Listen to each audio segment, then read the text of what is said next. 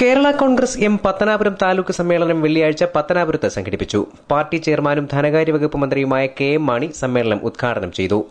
എനിക്കുള്ള സംതൃപ്തി ഞാൻ ഇക്കൊല്ലത്തെ ബഡ്ജറ്റ് അവതരിപ്പിച്ചപ്പോൾ പ്രഖ്യാപിച്ച താലൂക്ക്, ഞാൻ മുഖ്യമന്ത്രിയൊക്കെ ആയിട്ട് ആലോചിച്ചാണ് താലൂക്ക് പ്രഖ്യാപിച്ചത്.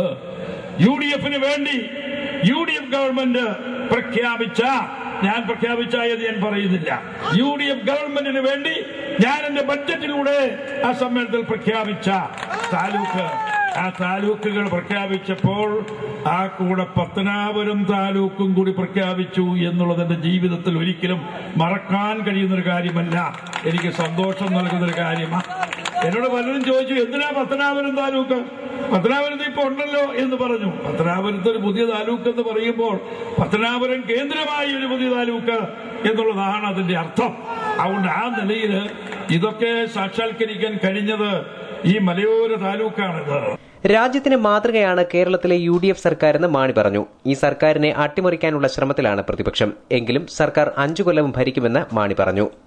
ജില്ലാ പ്രസിഡന്റ് ബെന്നി കക്കാട് അധ്യക്ഷനായി. കേരളത്തിന്റെ നന്മയ്ക്ക് വേണ്ടി, കേരളത്തിന്റെ അവകാശങ്ങൾക്ക് വേണ്ടി, കേരളത്തിലെ പുരോഗതിക്ക് വേണ്ടി കാരുണ്യ ലോട്ടറിയിലൂടെ പാവപ്പെട്ട heart patient, liver patient, kidney patient, അങ്ങനെ മാരകമായ അസുഖമുള്ളവർക്ക് കാരുണ്യ ബലവൻ ഫണ്ട് നേടിത്തന്ന പ്രിയങ്കരനായ മനസ്സാ.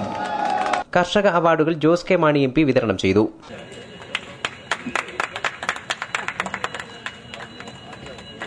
മെഡലുകൾ നേടിയ പ്രിയങ്കരനായ യുവഞ്ഞു പോയ നമ്മുടെ പ്രിയങ്കരനായ പത്തനാപുരത്തിന് മറക്കുവാൻ കഴിയാൻ സഹോദരൻ എബി എബ്രഹാം.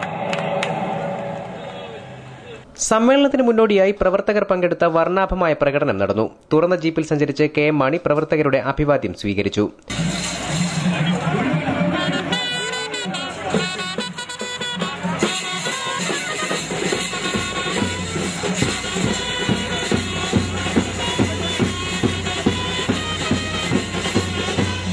ജോസഫ് വിഭാഗത്തിലെ നേതാക്കന്മാരുടെ അസാന്നിധ്യവും സമ്മേളനത്തിൽ ശ്രദ്ധേയമായി. മന്ത്രി P.J. Joseph, Mons Joseph MLA, സംസ്ഥാന ജനറൽ സെക്രട്ടറി മാത്യു ജോർജ് തുടങ്ങിയവർ പങ്കെടുക്കുമെന്ന് അറിയിപ്പുണ്ടായിരുന്നെങ്കിലും ഇവർ എത്തിയില്ല. News bureau, Pathanapuram.